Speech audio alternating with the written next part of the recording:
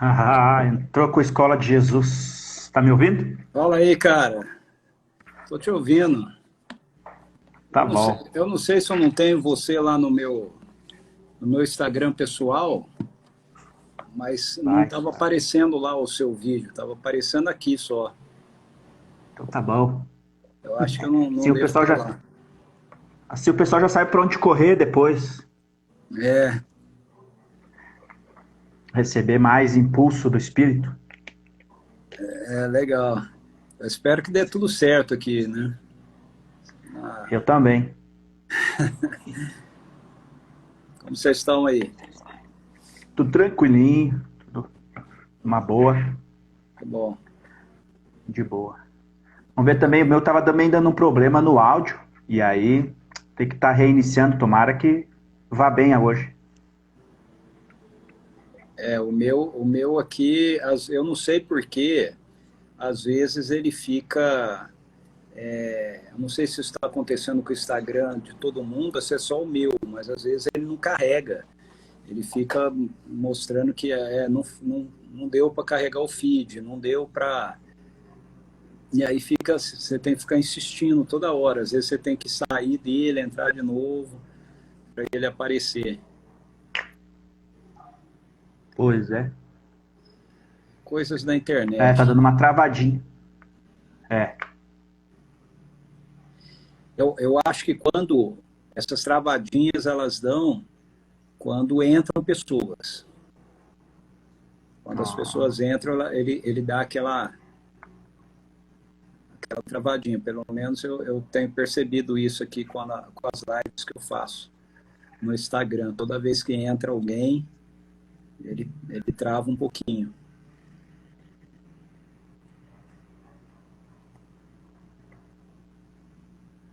esperar um pouquinho o pessoal entrar. Mas Estamos aí. também não temos muito.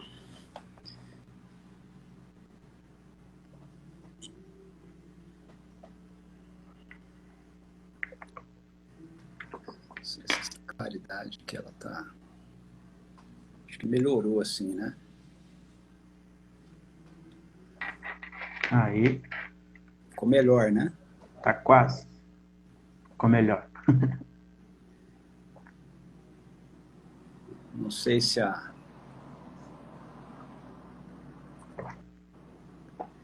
luz aqui, ela. Comprei esses negócios, mas nem sempre ela fica tão clara, não. Eu vou precisar comprar Ah, é? outra. É, às vezes ela fica meio. Eu não sei Mas se é a fica coisa. bom. Tá bom? Tá claro? Sim. Aqui Tá, para mim, tá. aqui para mim tá parecendo meio escuro, mas. Hum. Vocês vão pro. É pro Amazonas que vocês estão indo? É, estamos indo com uma equipe lá para Manaus. Vamos, Manaus. nós vamos visitar lá várias vilas de ribeirinhos, também indo com uma equipe de evangelistas e de profissionais da saúde também. Vai ser bem legal. Nossa, deve ser massa. Vamos lá ver o que, que Deus vai fazer. Tá dando uma travadinha. Ó, é o que eu falei, ó, tá vendo? Toda vez que você fala que tá dando uma travadinha, mostra a gente entrando. Verdade.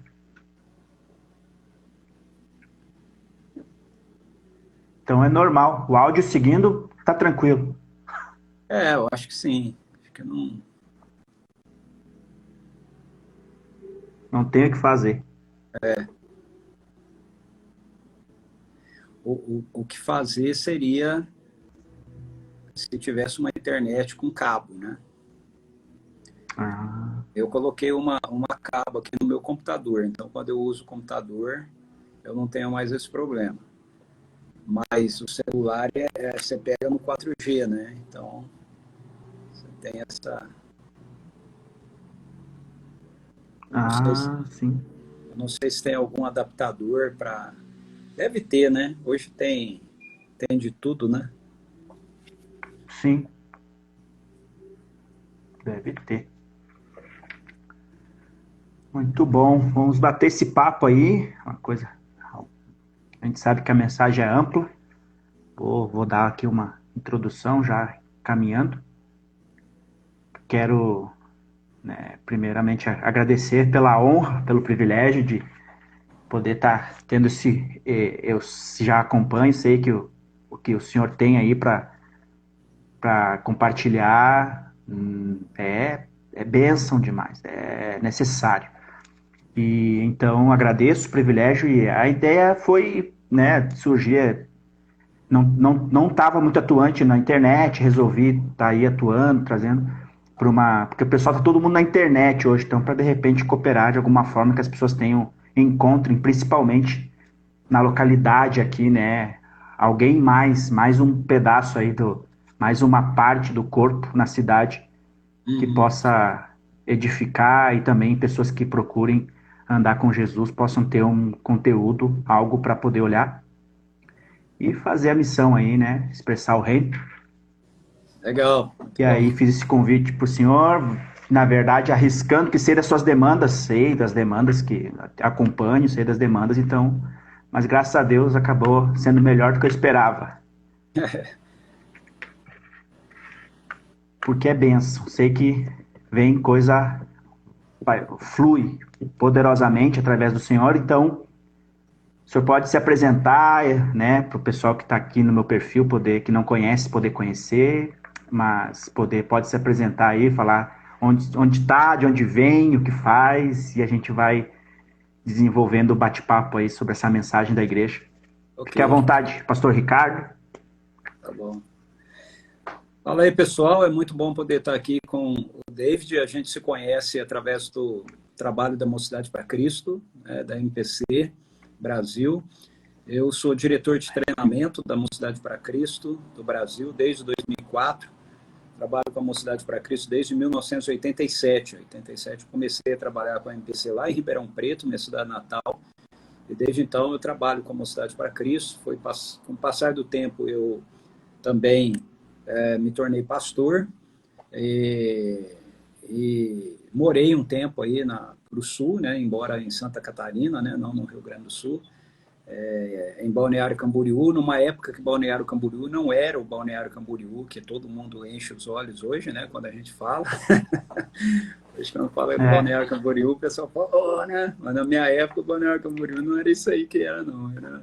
Eu tive aí, morei aí em 93 e 94, né? Estabeleci uma igreja aí.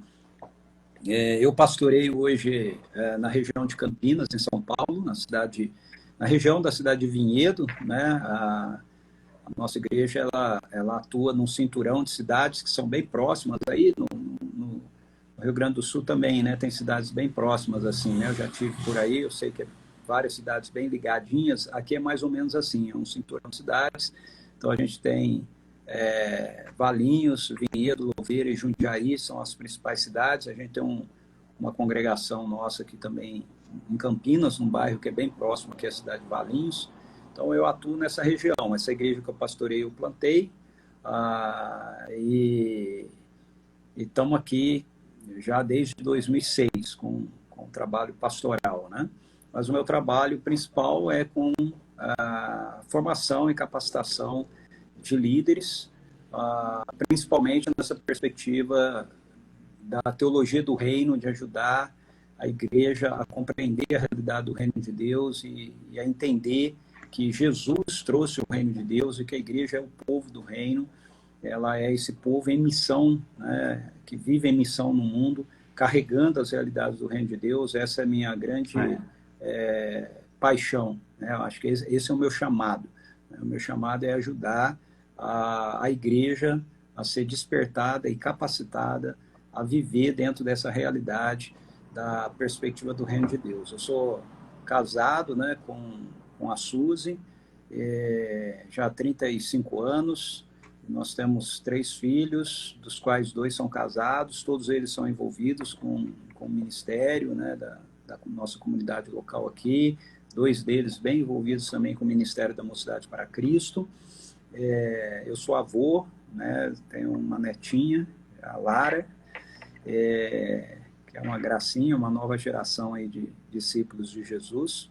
E desde 2018, vamos colocar assim, a minha menina dos olhos no meu ministério como Cidade para Cristo é o que a gente chama de Escola de Jesus.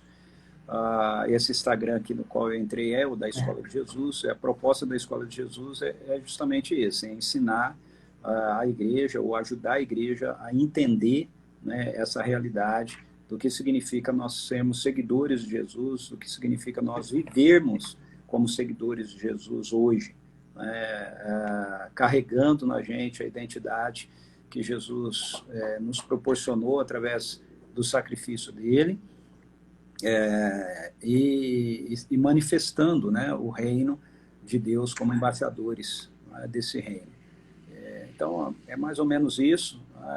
Eu faço muitas outras coisas também, eu leciono, né, em vários seminários, alguns seminários como professor visitante, e numa cadeira, né, oficial de missiologia, no Seminário Presbiteriano do Sul, né, e acho que é isso, né, mais ou menos.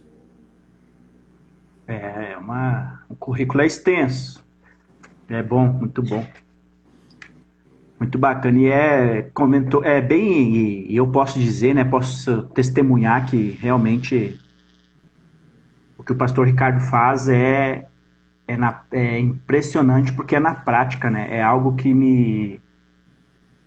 eu me identifico muito porque consegue desenvolver o ministério, todo o ministério em realmente levar as pessoas a expressarem o reino. A mensagem da igreja se torna, através das pessoas, algo vivo, expressivo, e leva as pessoas a terem uma vida com o Senhor todo instante, uma vida íntima e que gera esses sinais do reino para o qual fomos chamados. Eu me identifico muito com isso porque eu sou muito prático, eu sou muito prático. Para mim, eu peco muito nessa questão da teoria que é necessária, mas eu sou muito prático e eu acho muito legal porque a escola de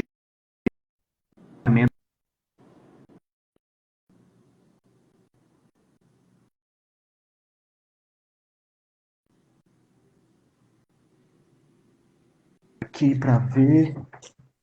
Tá me ouvindo? Estou te ouvindo. Deu uma travadinha aqui maior agora, mas estou te ouvindo.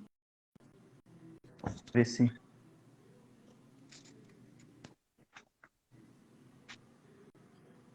Você está mudando de lugar aí? Mas qualquer coisa.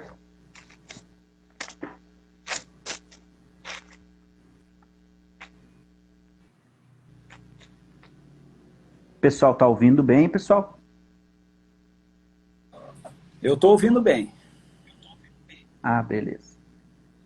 Então, a gente sabe que a mensagem é ampla, então eu estou fazendo essas lives com alguns amigos, e é muito bacana porque uma das coisas que eu tenho no coração é essa questão da diversidade da igreja, a expressão da igreja, né, através de cada pessoa. O Senhor fala, o Senhor expressa a sua mensagem. E nós precisamos entender isso, né? Isso é uma coisa que realmente o meu coração ele é marcado, essa questão de conseguir desenvolver isso independente dos irmãos, das igrejas, procurar sentar, conversar e ouvir Jesus através dos irmãos. Então surge desse meu coração esse interesse. E a gente está sendo abençoado aqui no meu perfil do Instagram com esses irmãos que estão compartilhando hoje com o senhor aí, com o Ricardo, podendo trazer algo que tem me abençoado também, tem me treinado, eu sou treinado pelo pastor Ricardo, né? Muito do que vivo, do que expresso, posso testemunhar do que tenho vivido vem disso, né? Tento aproveitar todos os treinamentos onde o senhor Ricardo está nos dando. Mas o senhor pode desenvolver, trazer isso para nós, ficar à vontade com o Espírito Santo direcionar, porque eu acredito que é isso que a gente precisa. Se cada cristão, cada discípulo de Jesus, cada pessoa tiver isso, eu posso falar isso bem tranquilo. Isso que o Senhor ensina, né? Que o Senhor lhe deu e o Senhor e você, Ricardo, ensina. Eu também quero, né? conseguir passar isso às pessoas que estão comigo, aos demais irmãos, porque eu entendo que essa prática, essa experiência, manifestar os sinais do reino é uma obediência ao Senhor, né? Legal. Você falou algo aí que eu acho que é o grande desafio, né, para a gente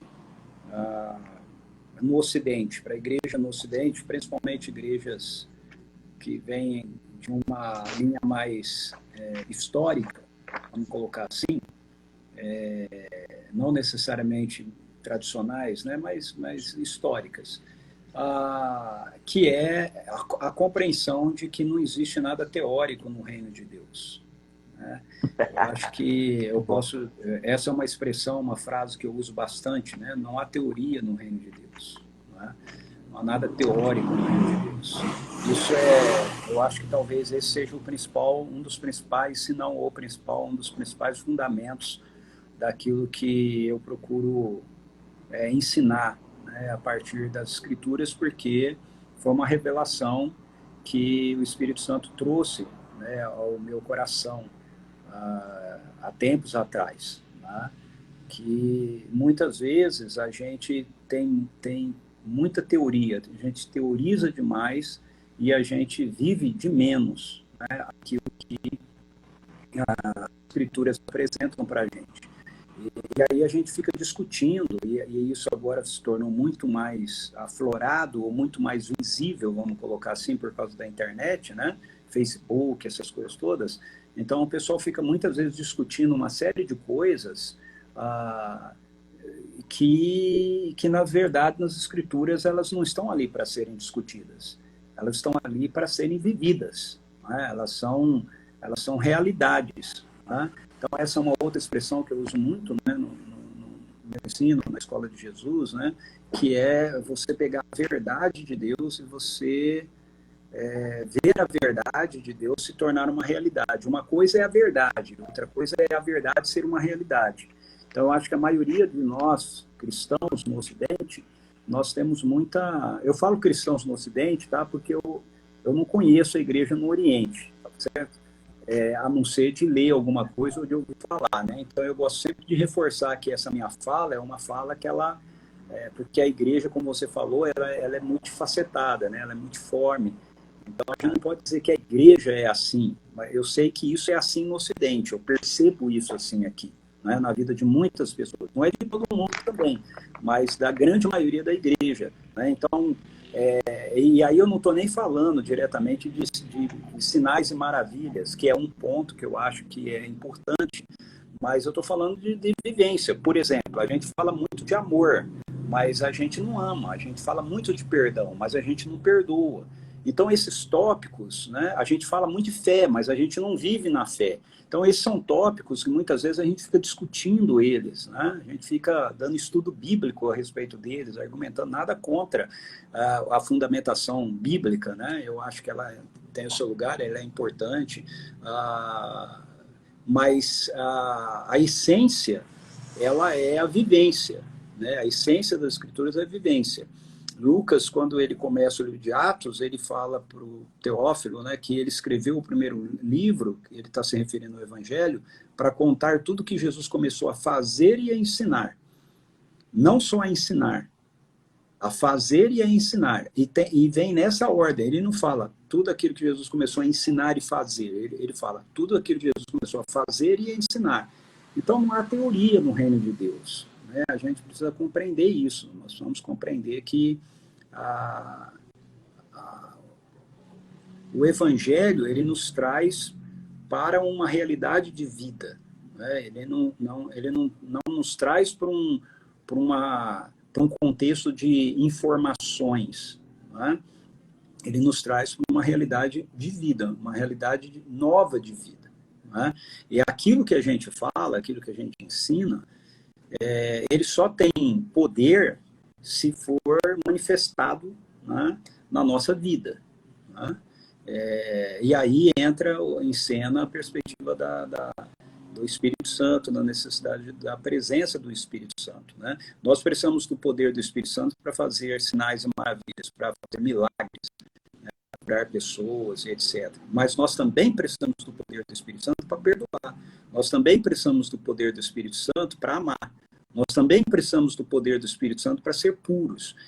Essas coisas, elas não fluem de nós. Essas coisas, elas fluem, melhor dizendo, elas não têm a sua fonte em nós. Elas fluem de nós por causa da presença do Espírito Santo de Deus que está em nós e que está vivendo em nós. Então, é uma inconsistência, é um mau testemunho, né, da parte da igreja quando a gente fala de coisas que depois não são vistas na vida da gente, né? A gente não está representando Jesus corretamente. Na linguagem do próprio Senhor, a gente está sendo uma luz escondida debaixo do banco, né? A gente está sendo um sal sem sabor, não é? Por quê? Porque a gente tem um discurso, a gente tem uma teoria e a gente não tem a vida manifesta, né, a partir dessas coisas, não é? Então, eu acredito que a ordem, ela é o contrário, né? A gente vive, e porque a gente vive, a gente explica o que a gente vive, a gente ensina o que a gente vive, né? Não estou dizendo também que esteja errado a gente pregar, mas essa é uma oração que eu sempre faço para Deus. Quanto à pregação, eu sempre falo, Senhor, eu quero pregar aquilo que eu vivo e eu quero viver aquilo que eu prego, né? Então me ajuda, né? Tem os dois lados, né? Porque às vezes eu falo, não vou pregar isso porque eu não vivo. Não, ao contrário, se eu não vivo, eu tenho que pregar e passar a viver aquilo que eu preguei, né? Então eu quero ver o que eu prego, mas eu também quero pregar aquilo que eu vou viver.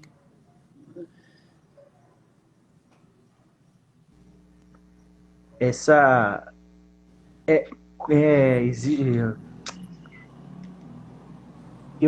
tive eu convertido há 12 anos, sou convertido há 12 anos, e eu fazia educação física, fui atleta, então eu tinha muito, quando eu comecei a ler a Bíblia, eu abri mão da carreira profissional, de ser atleta, quando eu, então, fui convertido, porque eu entrei naquela mentalidade religiosa, não, agora eu quero fazer a obra de Deus. Uhum. E aí o cara, né, vai no extremo, né?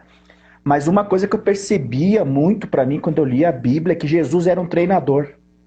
Sim. Nossa, isso para mim ficou muito claro. Cara, Jesus pegou 12 caras, treinou eles para viver igual a ele. E para mim isso foi muito óbvio, porque como trabalhando na área, sendo atleta, eu já tinha essa experiência de levar pessoas a alcançarem aquilo que eu tinha alcançado. Eu já estava desenvolvendo isso, então eu olhei para esse cara, então eu quero ser treinado por Jesus e me tornar como ele, porque ele disse que quer isso. Uhum. Então, eu não tinha, e eu não tinha na minha cabeça, aí eu tenho uma coisa que eu percebi, que é assim, ó, eu não precisava ter medo de errar. Uhum.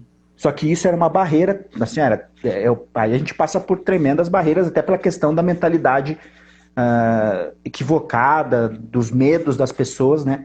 Não, porque calma, não é bem assim, calma. E aí, claro, eu no meu extremismo, recém-convertido, jovem, querendo revolucionar as coisas, com certeza cometi mais erros, mas eu não tinha esse medo de errar, daí eu ia para cima, e aí erro mais do que acerto, com certeza. Mas eu tive muita experiência, muitas coisas que eu sou grato, né, hoje, porque a gente acaba tendo uma experiência, um avanço no entendimento, na maturidade, que é impressionante pela prática, né? Mas eu aprendi, depois com o tempo, com muita dor, que eu precisava me dedicar também a esse aprendizado, né? Mas essa prática, existe uma grande barreira nos irmãos.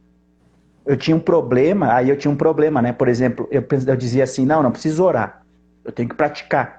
E aí o meu irmão, Cleverson, que também era convertido, ele é o cara mais de oração. Então ele já me puxava, mas dizia, cara, você tem que orar, por isso que você se quebra tanto, por isso que você se precipita tanto. Tudo bem que tem que fazer, mas tem que orar também. Então aí eu fui meio resistente, mas depois, por umas experiências, eu também percebi. E hoje eu percebo que isso, né, essa relação, essa oração, ela também depende. E aí a gente hoje tem esse entendimento, essa prática, e eu entendi que a oração é a primeira ação a ser tomada, é a melhor ação a ser tomada. Então, e também é o desenvolvimento nessa prática que, é difícil orar, é cansativo. Mas nessa prática em ser treinado, eu percebi como Aí hoje não, a gente tem uma maior facilidade dessa relação na oração, na intimidade e em obedecer, em ter essa sensibilidade do Espírito Santo, que é muito importante para os nossos dias, porque sem o Espírito Santo nós não fazemos nada, né? E não há fidelidade, não há mensagem sem o Espírito Santo. Então, as pessoas têm uma grande barreira em desenvolver isso pelo medo do erro, pela falta de oração, que pensa que não é uma ação, não é uma atitude, mas é esse desenvolvimento, né, de essa coisa prática para desenvolver é muito importante. Eu sou grato por isso hoje, né? E a gente vai procurando desenvolver. As pessoas têm vergonha às vezes, né? Eu coloco isso para poder desenvolver essa conversa, que eu sei que o senhor tem respostas e experiências que vai ajudar as pessoas, né? Porque a gente tem testemunhado de sinais do reino por causa dessa instrução que o Senhor dá através dos treinamentos. Sim, isso é importante a gente compartilhar. Acredito que isso é importante e é fazer mesmo, né? Jesus sempre usou esse termo, né, de fazer discípulos. Envolve uma atividade. E aí entra nessa questão da teoria, entrando nisso. Uma coisa que eu tenho aprendido é isso, né? Hoje eu tenho uma bagagem de teoria, de instrução teórica, mas eu tenho uma sensibilidade de perceber que existem irmãos que eles não podem receber tal instrução teórica antes de conseguirem ter uma certa experiência naquilo que eles já sabem. Porque senão eu vou estar dando coisa que não vai ser benefício. É verdade. Como eu falei, a fonte, né, é o Espírito Santo. Jesus é o modelo daquilo que é a nossa relação com o Espírito. E uma das primeiras coisas, né, que principalmente o Evangelho de Lucas ele mostra bastante para a gente era a vida de oração de Jesus, né? Os discípulos vão pedir para Jesus ensiná-los a orar, né? Ou seja, eles percebiam que a vida de Jesus, a manifestação, né, do poder do reino, por intermédio de Jesus, ele acontecia como fruto dessa vida de oração de Jesus, né? Quando Jesus diz para os seguidores dele que a seara é grande e que precisava de mais trabalhadores para a seara, ele manda eles orarem, né? Eles rogarem por mais trabalhadores, né? Pela seara, para a seara, né?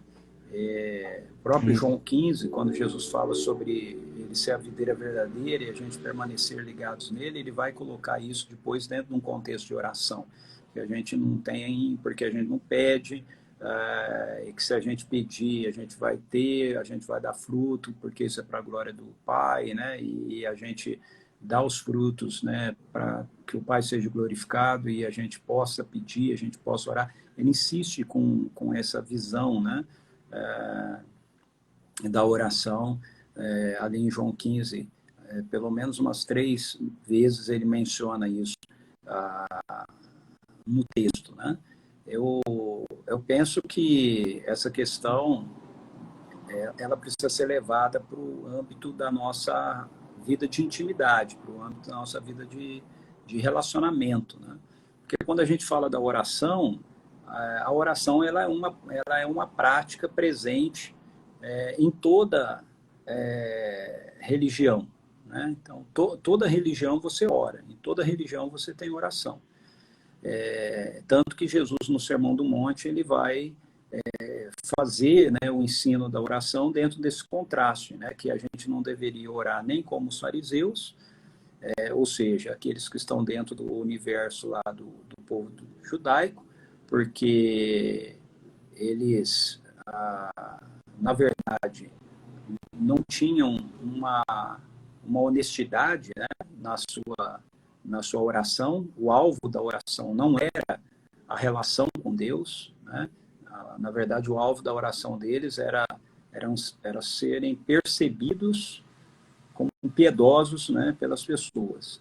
Mas Jesus também vai falar dos pagãos, né, que a gente não deve orar como os pagãos oram, porque acham que pela sua insistência, muitas repetições, né, eles serão ouvidos, né? E aí é dentro desse contexto que ele vai colocar lá no cenário do Sermão do Monte o Pai Nosso, né? Vocês vão orar assim, quando vocês orarem, vocês orem assim. E aí ele começa, Pai Nosso que está no céu. Então essa expressão, ela do Pai Nosso, né, do início do Pai Nosso, ela remete-nos para duas dimensões, né? A primeira dimensão é essa dimensão da intimidade. Nenhum judeu orava chamando Deus de Pai, né? E Jesus ensina a gente a orar, iniciando a oração dizendo Pai Nosso, né? Então tem essa dimensão da intimidade, essa dimensão da gente se ver e se entender numa identidade de filhos que vão se achegar ao Pai. Mas esse Pai Nosso, ele está nos céus, né? E essa expressão nos céus é uma expressão de autoridade. Então, por um lado, a gente reconhece essa perspectiva da nossa intimidade com Deus como nosso Pai. Por outro lado, nós reconhecemos a nossa submissão a Ele como nosso governante, como nosso rei, né? Tanto que a continuação da oração é essa, né? Santificado seja o teu nome, venha o teu reino, tá? Seja feita a tua vontade, ou seja, a gente está se colocando em submissão ao governo dele. Nós estamos dizendo para ele que aquilo que se expressa no céu sobre a plenitude do seu governo, a gente quer ver manifesto na terra, né? E quando a gente diz isso, a gente está se colocando como súditos, né? Para que essas manifestações elas aconteçam, elas ocorram mediante a nossa submissão a ele, né? Então, na verdade, a oração é a nossa primeira prática de ação, como você mesmo muito bem colocou, né? Oração não é teoria, né? Oração é prática, né? Então, de novo, é aquilo que eu falei, às vezes a gente tem essas temáticas nas escrituras que a gente transformou em assuntos, né? Para a gente ficar conversando, para a gente ficar discutindo. Então, você tem sobre a oração, por exemplo, você tem uma discussão toda, mas se Deus é soberano, por que você precisa pedir? Se Deus é soberano, por que você precisa orar? Se Deus é soberano e só faz a vontade dele, por que você tem que interceder? Se no final das contas... Então, a gente vai transformando aquilo que, na verdade, é uma experiência, né, para ser vivida num conceito, né? Para você ficar discutindo, né? Então, enquanto você discute, você não pratica, você não faz, né? Então, um tempo atrás, eu acabei entrando numa discussão, eu evito bastante isso, com a graça de Deus eu tenho conseguido cada vez menos, né? Mas de vez em quando acontece, então eu entrei numa discussão com uma pessoa no Facebook, por causa dessa questão, né, dessa compreensão da realidade da presença do reino, né, dos sinais e tal. E aí eu perguntei para o cara, eu falei, porque enquanto a gente discute se a cura acontece ou não acontece hoje, você não cura ninguém, né? Então, a pergunta para ele foi, escuta, quantas pessoas durante essa semana enfermas, você já orou para serem curadas, né? E a minha discussão terminou dizendo, eu vou parar por aqui, porque agora eu vou sair e vou procurar alguém enfermo para eu orar por ela, para ela ser curada.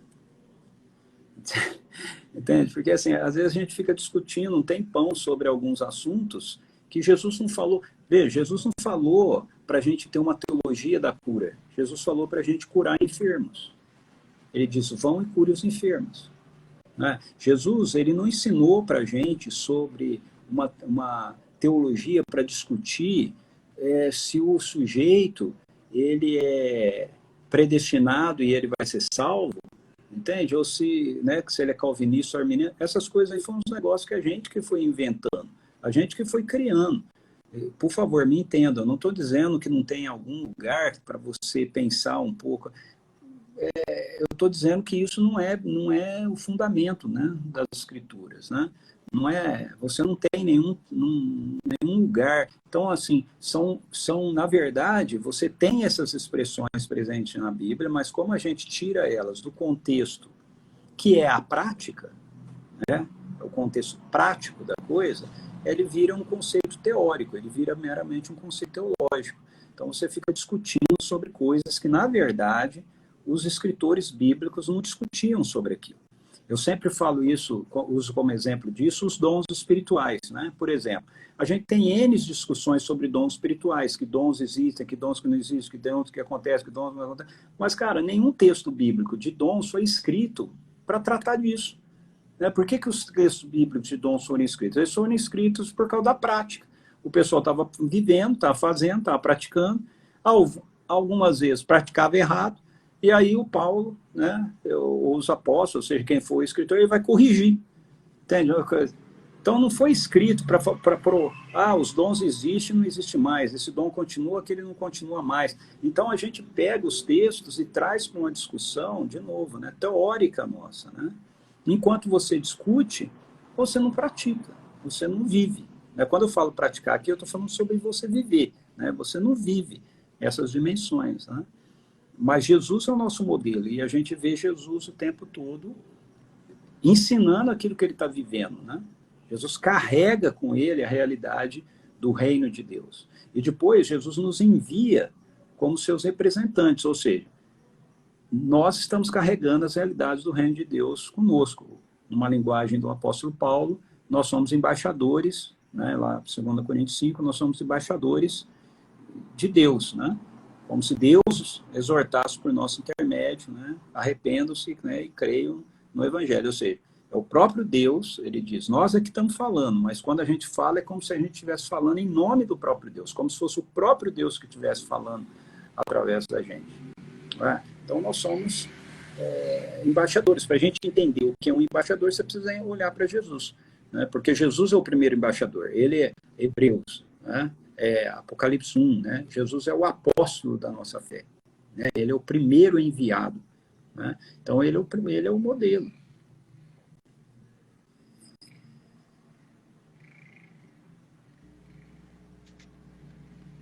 E aí é interessante entrar nessa questão de a gente como embaixador, a realidade dos sinais do reino, essa realidade. Isso é muito impressionante, porque o Senhor Jesus, quando pegou os discípulos, ele disse que isso acompanharia os sinais, que os sinais acompanhariam os discípulos de Jesus, né? Os que crerem teriam esses sinais acompanhando. E é interessante a gente perceber que Jesus faz parte, né, a gente não vai conseguir, aí entra o Espírito Santo, porque quer entrar nesse ponto, porque ele diz, né, os apóstolos começaram a proclamar a mensagem mediante a descida do Espírito Santo. Então eles recebem o Espírito Santo, recebem poder, né, autoridade, agora eles conseguem, estavam reunidos, agora eles conseguem, estavam ali reunidos orando, recebem o Espírito Santo e saem, e aí já começa a manifestação da igreja, né, assim, começa a ser expressada através dos sinais. Uhum. Os sinais evidenciam, né, começam a trazer uma realidade dos céus para a terra, da presença de Deus na terra. Então, nós não vamos conseguir expressar, proclamar a mensagem se nós não tivermos essa... E hoje nós temos o Espírito Santo, então nós podemos, né, discernir, ter essa sensibilidade de ser guiados pelo Espírito, de ter essa realidade manifestada ao nosso redor. E é interessante, aí falando sobre esses dons, né, como Paulo estimula a igreja, os irmãos a buscarem os dons. Como é importante, é necessário, os dons estão incluídos na mensagem, estão incluídos na vida da igreja. É interessante, né, como a gente vê a história da igreja, vê a movimentação da igreja na terra, a ação de Deus. Eu posso testemunhar, graças a Deus, né, graças aos treinamentos que a gente tem tido contigo, e a gente pode testemunhar disso, assim, rotineiramente, né, dessas experiências de receber as palavras de conhecimento, palavra de sabedoria, dom de cura. Isso é impressionante. E ir além, sem medo, e como sempre é dito nos treinamentos, como o Senhor diz nos treinamentos, né, a fé se escreve com risco. Então a gente realmente, se nós não dar um passo de fé, se nós não nós não vamos ver, ficar discutindo, realmente eu também não gosto, assim, eu fujo dessas discussões porque não acrescenta em nada, mas expressar os sinais, como compartilhei esses dias na aula que teve, eu compartilhei na sala, né, de a gente sentar na mesa com uma pessoa, de a gente ir atender uma pessoa e por a gente dar esses passos, Deus é conhecido. Uhum. Deus é glorificado. As pessoas ao teu redor dizem, é impressionante as pessoas dizerem, ou tu ouvir das pessoas incrédulas, elas poderem dizer, Deus realmente é contigo. Cara, isso tipo, quase que tu nega na hora. Não imagine que isso. Mas, e aí isso nos leva a ter uma vida. Aí resolve tudo. A presença de Deus sendo manifestado, os sinais sendo manifestados, eles fazem parte, eu posso dizer, resolve tudo na questão de, cara, você vai querer orar mais, você vai querer ter mais tempo com Deus, você vai querer estudar mais a Bíblia, você vai querer estar mais com a igreja. A gente vai ficar que nem os discípulos quando voltaram para Jesus, alegres, né? Uau, nós expulsamos demônios e pai, isso. E a gente vive para isso como discípulos de Jesus, ainda mais nessa era que se aproximam, onde as trevas aumentam pô, sal perder sabor, a luz ficar escondida. Eu acho, e isso é muito bom e é muito impressionante a gente poder ter essa experiência até para mostrar e não só transformar isso em sermões, né? É verdade. Nos evangelhos, o que a gente vê é esse modelamento de Jesus, né? Jesus, ele é o Cordeiro de Deus que tira o pecado do mundo, essa é uma parte do ministério dele, é intransferível, só é cumprida por ele, mas Jesus, ele também é o modelo daquilo que Deus criou a humanidade para ser, e essa parte é a parte transferível, né? Ele chama discípulos, para os discípulos virem e ter na vida dele o modelo, o molde, né, daquilo que eles deveriam ser, daquilo que eles iriam viver, né, numa dimensão, em toda a sua dimensão, né. É interessante que isso inclui, inclusive até mesmo o sofrimento e a morte, porque às vezes a gente fala assim, só Jesus, tinha uma parte do ministério de Jesus que era intransferível. A parte do ministério de Jesus que é intransferível é a purificação dos pecados, não é a morte. Né? Por quê? Porque quando os dois discípulos chegam até Jesus e falam, mestre, a gente quer que o Senhor conceda aquilo que vamos pedir, que no teu reino a gente sente um à direita e outro à esquerda. A pergunta de Jesus para eles é, vocês estão prontos para beber o cálice que eu vou beber? Ele está falando sobre a morte. Aí eles dizem assim, sim. Jesus não discorda, Jesus não fala para eles, não, vocês não estão. Ele fala assim, não, de fato vocês vão beber do mesmo cálice que eu, ou seja, vocês vão morrer também, do mesmo jeito que eu vou morrer pelo reino, vocês também vão morrer pelo reino. Só que a morte de Jesus é uma morte vicária, substitutiva, o sangue dele é um sangue puro que nos purifica todo pecado, o nosso não. Mas nós nos associamos com ele até mesmo na perspectiva da sua morte, porque isso é modelamento, isso é discipulado. De formas que mais tarde Paulo vai falar que ele cumpre no corpo dele a complementação, falando lá para a igreja dos Colossenses, né, dos sofrimentos de Cristo, né, pela igreja. Né? E ele vai falar depois também para os filipenses, né, que foi dado a eles o privilégio de não só crer no Senhor, mas também de sofrer, né, pelo seu nome. Então, isso tem a ver com a vida de Jesus ser esse modelo daquilo que é a vida de um cidadão do reino, né? De uma pessoa que vive e que carrega nele, com ele, a realidade do reino de Deus. Então, no Evangelho de Marcos, por exemplo, ou mesmo Mateus, mas vou usar Marcos aqui, Marcos 1, João é preso, Jesus vem para Galiléia pregando o Evangelho do reino, falando para as pessoas que o reino de Deus chegou, deviam se arrepender e crer nele, no Evangelho, e aí logo em seguida fala que Jesus passa e ele vê Pedro e André que estavam ali lançando rede aos mares, e ele os chama para segui-lo. Ele diz assim para eles, venham após mim, eu farei de vocês pescadores de homens. Jesus não diz, venham após mim para serem pescadores de homens. Ele diz, eu vou fazer de vocês pescadores de homens. Então, Quando a gente começa a andar com Jesus, a gente começa a andar com Jesus para Jesus nos tornar naquilo que ele é. Jesus é um pescador de homens. O que, que Jesus está fazendo ali? Ele está pescando homens, ele está pescando pessoas para o reino. Ele pesca Pedro e João. É Pedro e André. Aí ele vai com Pedro e André, mais para frente, ele encontra Tiago e João. O que, que ele faz? Agora, com Pedro e André junto com ele, ou seja, já os tornando pescadores de homens, ele chama os outros dois para segui-los também. Né? Então, venham eu vou fazer de vocês pescadores de homens. É a mesma ideia. Agora, Pedro e André já estão participando desse processo, né, de fazê-los pescadores de homens. Então, à medida que os evangelhos mostram aqueles primeiros seguidores, não só os 12, né? Os 12 são o destaque, mas não são os únicos. À medida que eles vão andando com Jesus, eles vão vivendo com Jesus, eles vão vendo Jesus em ação, o que nós temos nos evangelhos é um modelamento, um molde, né, daquilo que Jesus veio fazer com todos aqueles que fossem seus seguidores.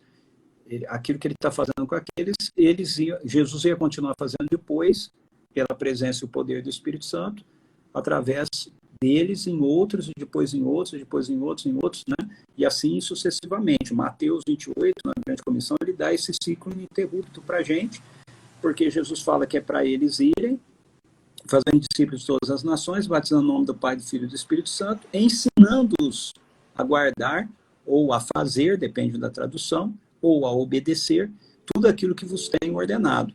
Então, tudo que tem ordenado inclui essa parte, ir e fazer de novo, e fazer discípulo. Então, tudo aquilo que eles receberam, eles transferem, e aqueles que receberam, eles vão transferir de novo, vão transferir de novo, e vai chegar em nós aqui. Por algum motivo, em algum momento da história da igreja, a gente desassociou isso. Né? A gente desassociou esse processo de modelamento transferível. E a gente começou a dizer que algumas coisas eram apenas para eles lá. Né? Não eram mais para nós hoje aqui. E aí, a partir disso, a gente começa a ter uma leitura equivocada de textos das Escrituras, porque você coloca uma lente, né, nos seus olhos, né, uma lente interpretativa, aonde você já está partindo do pressuposto que essas coisas elas não são mais. Então, se elas não são mais, você começa a ler alguns textos já condicionado a ver que não é mais.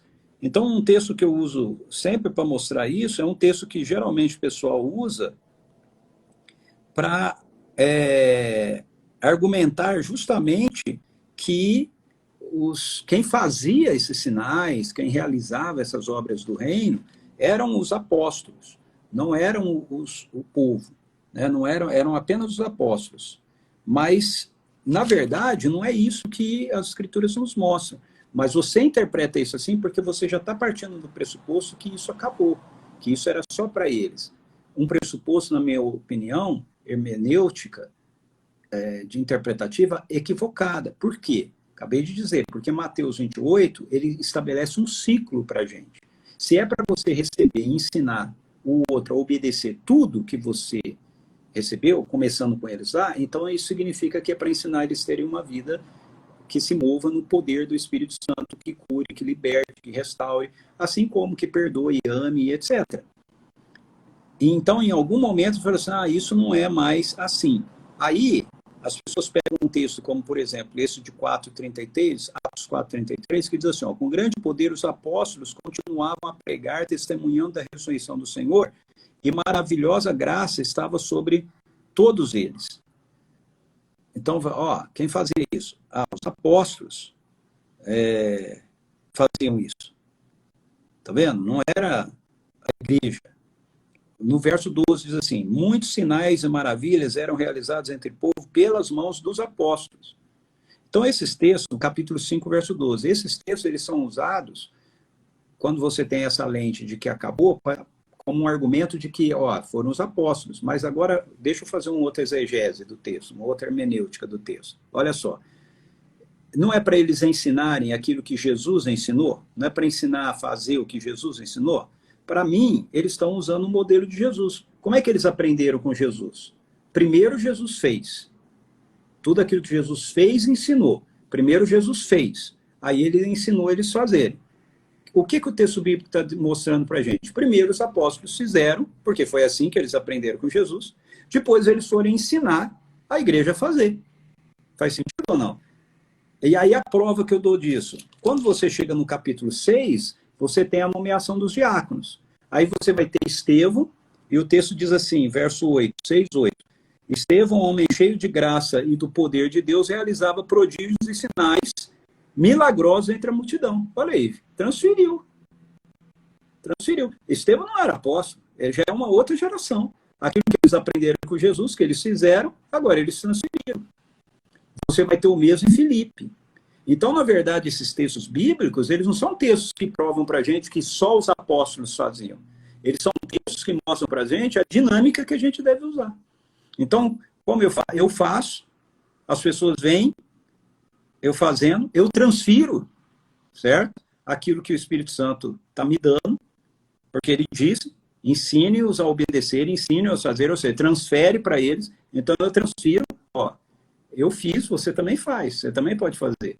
Agora é você, vai lá, impõe as mãos, ora pela pessoa. Ó, fala, dela na sua cabeça, arrisca, compartilha com a pessoa. Pode ser uma palavra de conhecimento, né, tal. É o modelo, né, que você tem, que é bíblico.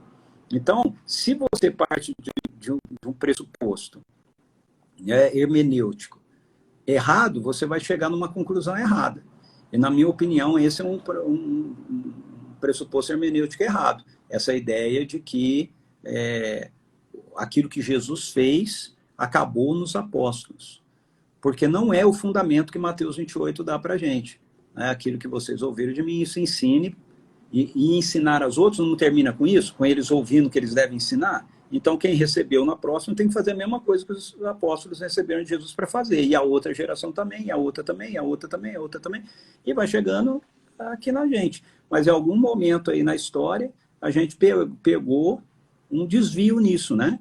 E aí, esse desvio, no Ocidente, pelo menos, na minha percepção, ele vem tanto na parte da igreja histórica tradicional, quanto ela vem na parte da igreja histórica pentecostal. Ela vem em níveis diferentes, mas ela vem. Na histórica, na maioria das vezes, o desvio isso não acontece mais. Na pentecostal isso acontece apenas através de algumas pessoas. E tanto um quanto o outro está equivocado.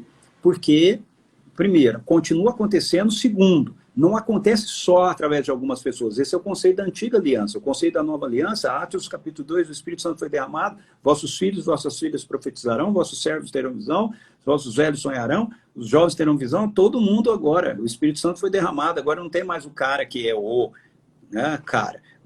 Nós temos discípulos mais maduros que vão mentorear pessoas mais novas, neófitos. Mas você não tem mais o Espírito Santo, é só desse aqui. Isso é conceito da antiga aliança. Não é? O povo é profético agora. Não é? Você tem um povo profético, você não tem mais um profeta. Eu não estou dizendo que você não possa ter pessoas que têm um ministério profético. A pessoa que tem um ministério profético, ela tem para equipar o povo para ser profético.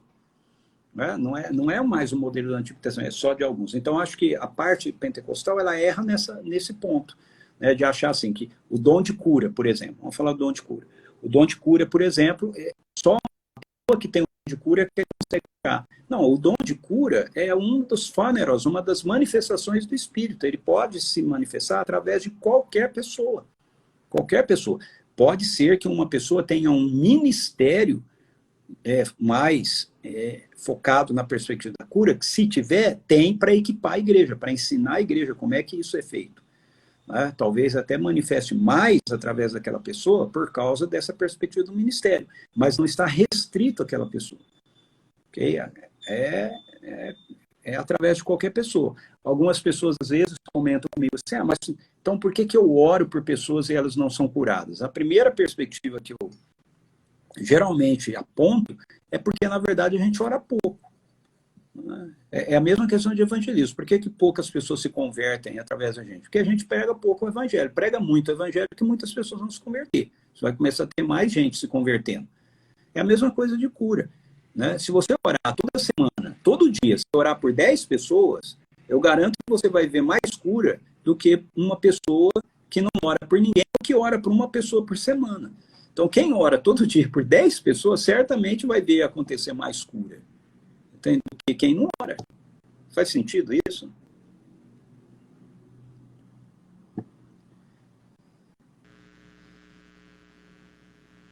Totalmente, né? Uma, é uma aula aqui impressionante para nós, né? Para o pessoal que está acompanhando aí. Nossa, isso é maravilhoso. Eu não sei, cara, eu não sei. Eu, né, posso te dizer aqui, isso, a presença de Deus, por causa disso, né, de receber essa clareza, eu posso dizer, cara, nossa, eu posso dizer, Deus está aqui, Deus está se alegrando com isso que nós Amém. estamos ouvindo aqui. Amém. Nossa, cara, você já pensou? Porque o questionamento da gente muitas vezes é o porquê dessas coisas não acontecerem, né? E uma das coisas que eu aprendi é que exatamente, às vezes a gente está preocupado com a nossa imagem, com a nossa reputação, com os nossos pecados, e é por isso que acaba não experimentando de vida com Deus e, e não vai mudar nada. Tipo, na questão, tu não vai experimentar de vida com Deus e vai viver reclamando, vai viver uma vida com o Senhor, uma vida, né, cabisbaixo, com questões, mas não tem esse passo de fé, de obedecer, de praticar.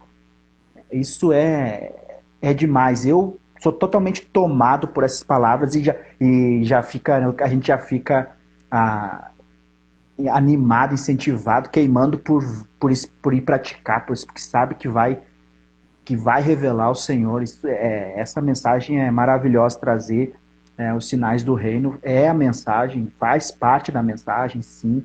A gente tem que pregar isso, essas questões levantadas aqui, é impressionante isso, né? Quando eu comecei a caminhada numa igreja neopentecostal, que, né, cria nos dons, exatamente como o senhor falou. Mas o dom era só para aquele homem ali, para o líder da igreja. Os demais não, então era, né? E aí, só que eu acabei indo querer ler a Bíblia, estudar, e acabei partindo para o lado dos sensacionistas. Uhum. E aí eu tive uma barreira muito grande para receber os dons, para manifestar dons, porque daí eu via onde eu estava ali dentro uma coisa, e eu via algumas coisas que eu dizia, cara, não concordo com isso. Como eu estava me aprofundando, não havia lá o estudo, não havia uma vida assim de aprendizado e de prática. Era só, né, reunião de domingo, tem o líder que te ora por ti, vai te ungir, vai te dar uma coisa ungida e Uhum. tá bom, e tenha fé, porque se tu não tiver resolvido é porque tu não tem fé. E Isso. aí eu fui, pá, cara, eu preciso estudar a Bíblia, eu preciso me dedicar. E aí eu encontrei as pregações de Paul Washer e tantos outros mais ali dentro dessa linha. E eu, uau, é isso, cara. Pá, pá, pá, pá. E aí tu entra, pra, na verdade, mais querer aprovar a tua razão do que propriamente querer. E entrei nesse extremismo. Foi muito difícil para mim, porque eu não comecei a não crer. Mas quando a gente vai caminhando por uma misericórdia de Deus. Eu tive que visitar outros irmãos de outras localidades, e eu comecei a ver coisas, eu comecei daí, pô, mas espera aí, tem alguma coisa de errado. E aí eu tive a experiência do batismo, do enchimento do Espírito Santo através do dom de línguas, e ali pronto, caiu por terra tudo, né? E Uhum. aí eu comecei, pô, se tem o dom de línguas, tem tudo. Uhum. Então, quero tudo. Precisa Se tem o dom de línguas, revisitar isso cara, aí, né? se tem esse, quero mais. E aí a gente vem vivendo nessa vida, nessa prática, aprendendo mais, tentando expressar isso para demais pessoas. Como isso é necessário, como isso é importante, as pessoas terem. Eu não tenho nada para dizer com essa aula que o senhor está dando aqui de graça, né? Graças a Deus. Eu não, hoje eu tenho essa. Eu entendo as pessoas, né, que tem essas questões, porque eu passei por isso. E como a gente fica pensando assim, pô, cara, tu podia estar experimentando, saindo disso, tipo, e não tem o que fazer se a pessoa não se abrir, não dar o passo de querer conhecer, olhar para Jesus. porque as escrituras mostram, é impressionante. Eu não sei como é que a gente é tão, né, tão facilmente coloca barreiras para aquilo que Jesus quer nos libertar, que nos libertou, né, para fazer. Eu acho que um ponto importante que a gente precisa sempre lembrar é que a gente deve honrar, né, todas as pessoas do passado que, que foram seguidores de Jesus, tiveram compromisso, né, com Jesus. Eu sempre falo isso, às vezes as pessoas me questionam, me perguntam, mas escuta, você não é presbiteriano, né? E assim, a minha resposta para isso, por um lado, eu sou presbiteriano, porque eu entendo o que as pessoas estão querendo dizer, né? A gente está dentro de algum tipo de parte da igreja, né? Mas eu acho que o problema está justamente aí, né? Às vezes eu respondo assim, mas por outro lado, eu sempre tenho falado isso, né? Eu sou um seguidor de Jesus, eu não sou um seguidor de Calvino, eu não sou um seguidor de Lutero, entendeu? Eu honro Calvino, eu honro Lutero, eu foi o fundador da igreja presbiteriana, ele era um homem de oração, a ponto da rainha da Inglaterra, da rainha da Escócia, falar que ela tinha mais medo quando ela via John Knox de joelho lá do palácio dela, dava para ela ver a sala de oração do John Knox, ela tinha mais medo do John Knox de joelho do que toda a fragata da Inglaterra vindo contra a Escócia. Quer dizer, o homem era um homem de oração, era um cara que movia o céu, né? Por uma rainha, né, dizer um negócio desse. Então, eu honro todas essas pessoas, mas entenda bem, eles seguem a Jesus, entende? Assim como eu sigo a Jesus. Eu não sou seguidor de Calvino, eu não sou seguidor de John Knox. Eu não vou gastar o meu tempo discutindo sobre teologia e defendendo teologia reformada, teologia calvinista. Não foi para isso que Jesus me chamou. Jesus me chamou para pregar o evangelho. Jesus me chamou para ser um embaixador do reino de Deus e manifestar a glória de Deus. E foi para isso que ele chamou o Calvino, para isso que ele chamou o Lutero, para isso que ele chamou o John Knox, para isso que ele chamou o John Wesley. Entende? Então nós trocamos o negócio. A gente começou a se tornar mais fiéis ao ensino que essas pessoas trouxeram sobre o que eles entenderam que receberam de Jesus do que aquilo que Jesus trouxe para a gente. Entende? Então a gente precisa avançar disso. Sabe? Eu me dá uma canseira quando eu vejo cristãos ainda discutindo esse negócio de que se você é pentecostal, se você é reformado, se você... Cara, eu falo, eu não acredito que o povo ainda discute isso. Entendeu? Nós somos seguidores de Jesus, eu sou um seguidor de Jesus, certo? Eu sou terceira geração de presbiteriano na minha família, eu não tenho nada contra a igreja presbiteriana, eu tenho pontos de vistas divergentes daquilo que alguns presbiterianos entendem e defendem, como, por exemplo, eu não sou cessacionista, eu não vejo fundamento bíblico com relação a isso, né? E assim, se um dia a minha igreja se declarar, porque ela não é declarada assim, toda a igreja presbiteriana, mas se um dia a minha igreja presbiteriana se declarar efetivamente cessacionista e que todo presbiteriano, para ser presbiteriano, precisa assumir que é cessacionista, eu saio da igreja presbiteriana, porque eu não sou cessacionista, e nunca vou ser, porque não tem fundamento bíblico, não tem fundamento bíblico. E isso é um compromisso com uma teologia, uma interpretação que se tem das escrituras. Mas se você for nas escrituras com honestidade, você não tem condição de fechar com isso. Então, com todo respeito aqui, se você está me ouvindo e você é um cessacionista, eu respeito você, mas eu desafio você, vá para as escrituras, claro. Deixa de lado a teologia, deixa de lado a sua teologia, deixa de lado o que a pessoa que você aprendeu, segue, te ensinou e pensa, deixa de lado essas coisas, vai nas escrituras, leia as escrituras, só as escrituras, e a partir das escrituras, comprove que isso acabou. Não tem. Você vai chegar à conclusão de que isso não é assim, que não existe isso. Não existe essa perspectiva de que o Espírito Santo de ontem não é o mesmo Espírito Santo de hoje. E que aquilo que o Espírito Santo fez no começo da igreja não precisa ser feito hoje. Por que não precisa ser feito?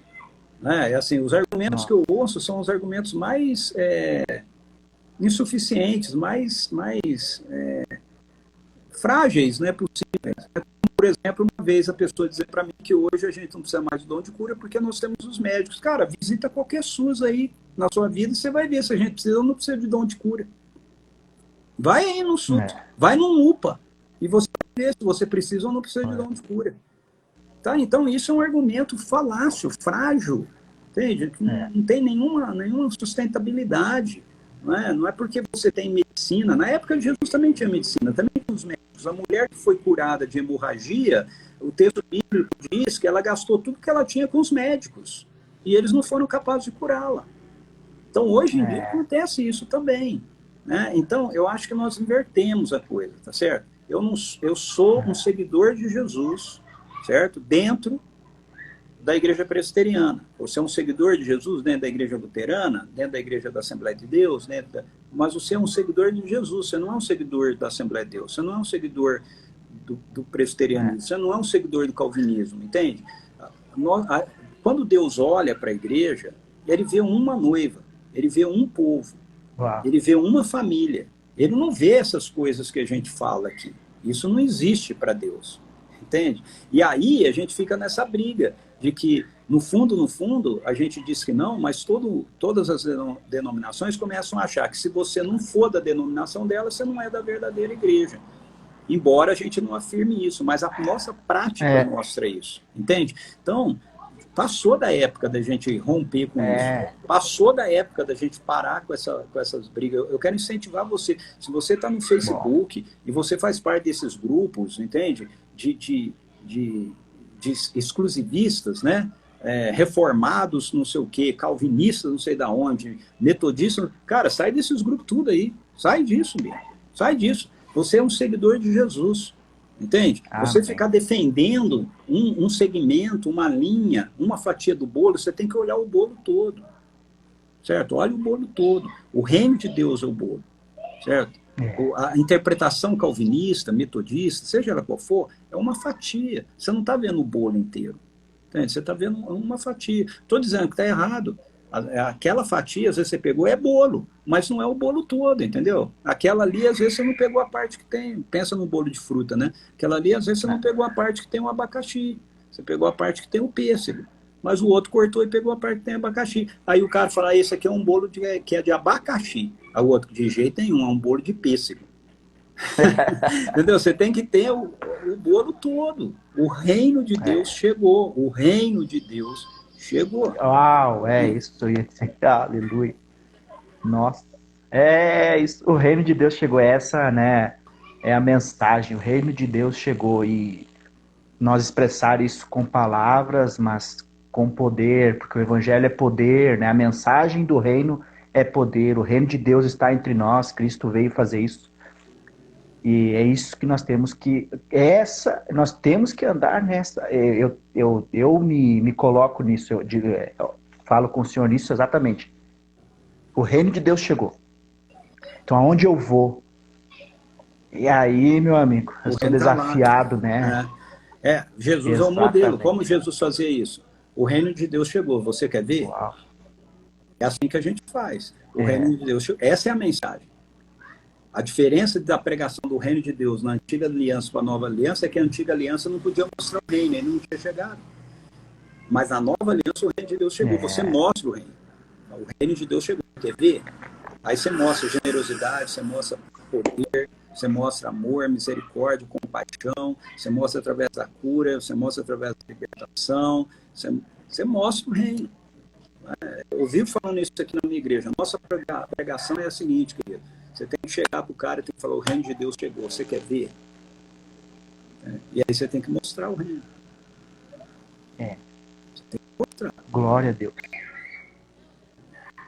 Que bênção. Eu sei que tem, mas eu vou deixar para mais para frente a gente fazer outras lives, outras oportunidades, porque tem um assunto também que é muito interessante, mas eu não vou estender aqui. Também a gente tem uma reunião de oração ainda hoje, mas até para quem viu essa live, para quem for ver, eu garanto que já vai acrescentar, transformar, porque o reino de Deus chegou, os sinais do reino estão aí, o Espírito Santo, né, nos leva, é possível, senão o Senhor seria mentiroso. A ressurreição de Cristo, a morte dele seria em vão. Exato. A presença de Deus na terra seria em vão. Ele se faz presente através de nós, agora, pelo seu Espírito depositado em cada um de nós. Eu vou deixar o senhor concluir, o senhor Ricardo concluir, poder deixar aí uma conclusão para nós, encerrarmos essa live. A minha conclusão meio que já foi essa aí que eu acabei de fazer. Okay? Eu quero desafiar você que está ouvindo aqui, ou que venha ouvir essa live mais para frente, a entender essa verdade, entender essa realidade. O reino de Deus chegou. Nós somos embaixadores desse reino. Nós falamos, Deus fala através de nós, por nosso intermédio. Nós o representamos. A glória de Deus vive em nós, através da presença do Espírito Santo de Deus. E aonde a gente vai, a glória de Deus vai conosco. Aonde a gente chega, o reino de Deus chegou. Quando Jesus dizia o reino de Deus chegou, é porque ele estava lá. Ele carregava o reino. Nós carregamos o reino em nós. Então, quando a gente chega, a gente, em qualquer lugar, em qualquer contexto, as realidades do reino estão ali, em nós. Elas precisam fluir através de nós e mudar as realidades que estão ao nosso redor. Ok? Deus abençoe você e use você. Quando você pensar na igreja, pense na igreja assim. Ela é o povo de Deus. Então, você faz parte disso. Você está vivendo a missão no mundo. Amém. Brigadão, uma honra, privilégio, grato demais. Eu agradeço pela graças oportunidade. a Deus pela sua vida. Pessoal, sigam Escola de Jesus, sigam o Ricardo, para poderem ter mais desse ministério que Deus faz através da vida dele. Que Deus nos abençoe. Amém. Amém. Deus abençoe vocês. Até a próxima. Obrigado. Até a próxima. Boa noite, beijo, até quinta. Até quinta.